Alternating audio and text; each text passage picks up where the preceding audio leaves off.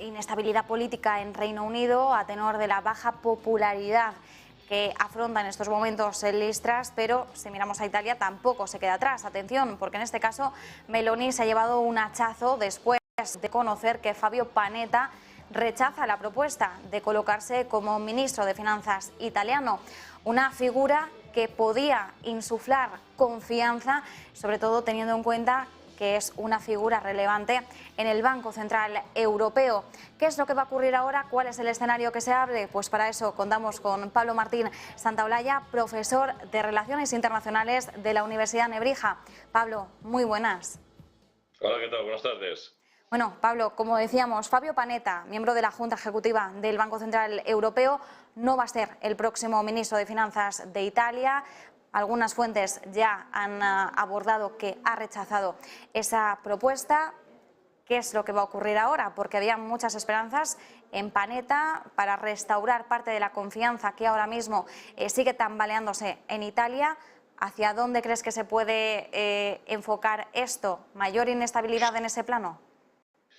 Bueno, vamos a ver, aún es pronto porque recordemos que las elecciones se celebraron hace solo 2 semanas, aún no se han formado las cámaras, el gobierno en principio tiene que nombrarse para la segunda semana de noviembre, entonces el nombre de Panetta lógicamente era un nombre perfecto para lo que necesitaba Meloni porque era un perfil muy parecido al que tenía el ministro de Economía y Finanzas del gobierno Draghi, Daniele Franco, es decir, ambos habían sido directores generales del Banco de Italia. Fue Daniele Franco el que sucedió a Panetta, y Panetta, lógicamente, estando en el Banco Central Europeo, pues tenía pues un nombre que tranquilizaba mucho a los mercados. No sé qué razones han podido llevar a ello, aunque yo tengo la impresión de que seguramente detrás de ello esté el propio Mario Draghi, y lo digo por qué. Es decir, Draghi en este momento es aún el primer ministro en funciones, a la espera de que se designe el nuevo gobierno.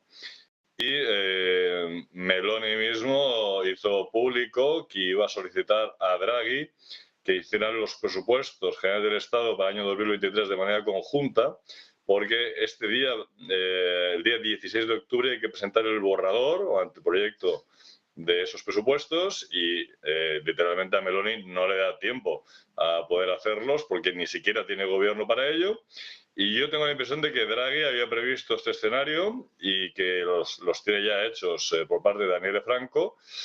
Pienso igualmente que, frente a lo que se piense, hay mucha continuidad entre la política económica que piensa poner en marcha Meloni y la que tenía en su momento Draghi, porque todo está dentro de la llamada Agenda Draghi, es decir, ese PNRR que se compone de 1.200 páginas y que son es donde se contienen los compromisos de Italia de aquí a 7 años vista de cara a llevar a cabo una serie de reformas en función de las cuales obtendría una financiación muy importante por parte de la Unión Europea. Recordemos que solo del Recovery Fund del año 2020 llegaron 209.000 millones, pero se espera que la cifra esté rondando los 400.000 millones. Así que yo creo que una de las posibles soluciones es precisamente la continuidad de Daniele Franco en economía y finanzas, a lo cual no creo que tuviera Meloni nada que objetar, aunque cierto es que ella en su equipo de candidatos incluyó a Tremonti, que había sido ministro de Economía y Finanzas justo antes de intervenirse el gobierno italiano en 2011,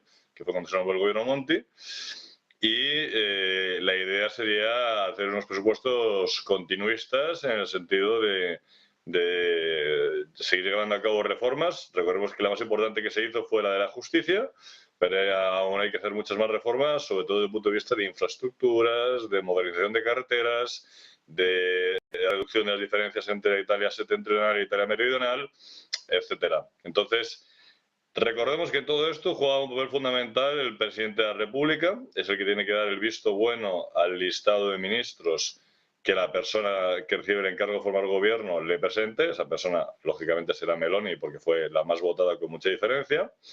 Y yo creo que sea Franco o sea otro, va a ser una persona que esté en la línea europeísta y a favor de la moneda única. Y recordemos ahí que Mattarella ya tiene un antecedente muy importante. Sucedió en las últimas semanas de 2018, cuando aquel gobierno formado entre Salvini y Di Maio le intentó colar a Mattarella el nombre de Paolo Savona, que había sido ministro en tiempos del gobierno Ciampi, años 93-94, y Savona tenía un libro expresamente publicado en contra de la moneda única. Entonces Mattarella dijo que ni hablar, porque se lanzaba un mensaje muy negativo a los mercados. Y al final se decidió que el ministro de Economía y Finanzas fuera Giovanni Tria, un catedrático universitario que era un ortodoxo.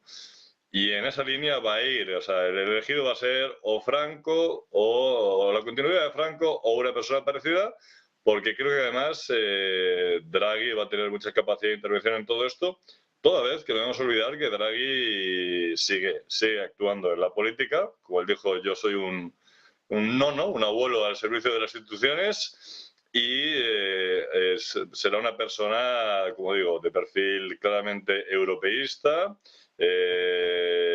bueno, buscando una continuidad con la idea de que Italia es país fundador y tercera economía de la eurozona, y como digo, es normal que los mercados haya alteración en este momento porque quieren saber el nombre de esa persona, toda vez que piensan que algunos que Meloni está situado demasiado a la derecha y que puede ser incluso un antieuropeísta, lo cual no es cierto. Pero, como digo, sí es cierto que no es buena noticia hoy para los mercados, para el mercado italiano y para la bolsa italiana, el hecho de que Panetta haya dicho no, porque era la carta que jugaba Meloni para poder comenzar con tranquilidad a negociar su nuevo gobierno con sus dos compañeros de viaje, que son la Forza Italia de Silvio Berlusconi y la Lega de Matteo Salvini.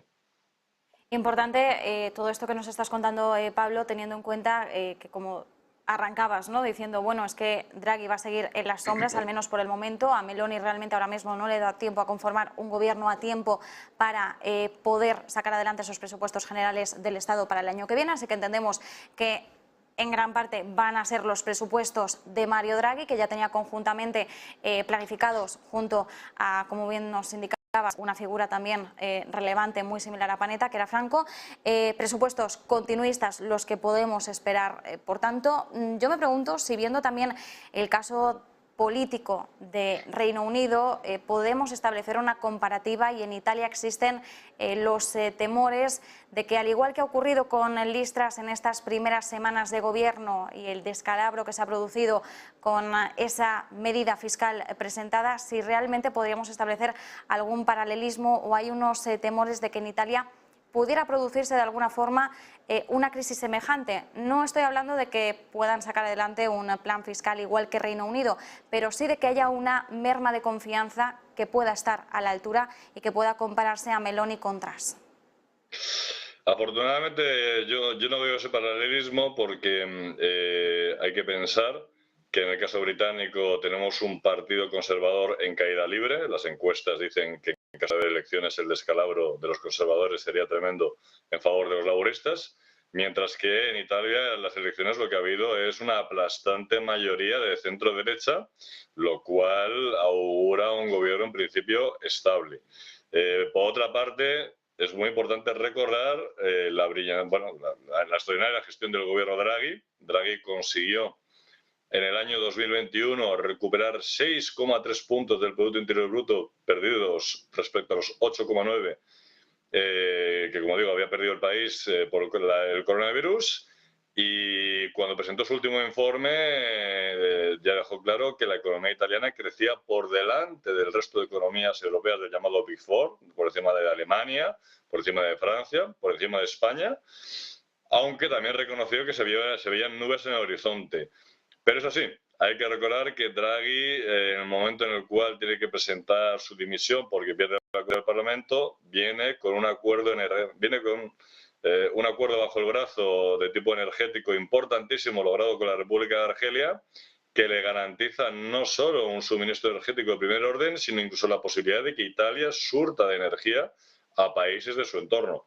Entonces, como digo, yo creo que la situación británica es mucho peor. Los británicos cometieron el inmenso error de marcharse de la Unión Europea, ahora lo están pagando, están solos frente a una recesión de más de 11 puntos. Desde luego, cualquier comentario duro hacia Liz Truss creo que es muy injusto, porque acaba de llegar y se ha encontrado con todo ello. Y como digo, mientras tanto, los italianos están en unos niveles de crecimiento positivos dentro de las dificultades que tiene en conjunto la Unión Europea, porque aún tiene que resolver el tema de la dependencia energética, que es la baza que constantemente está jugando Vladimir Putin de cara a la guerra que libra con Ucrania desde el pasado mes de febrero. Pues Pablo Martín Santalla, muchísimas gracias. Como siempre, nos quedamos con esas claves. Muchas gracias a vosotros. Un saludo. Y nosotros a continuación repasamos qué es lo que está ocurriendo en clave bursátil con ese cierre de Europa.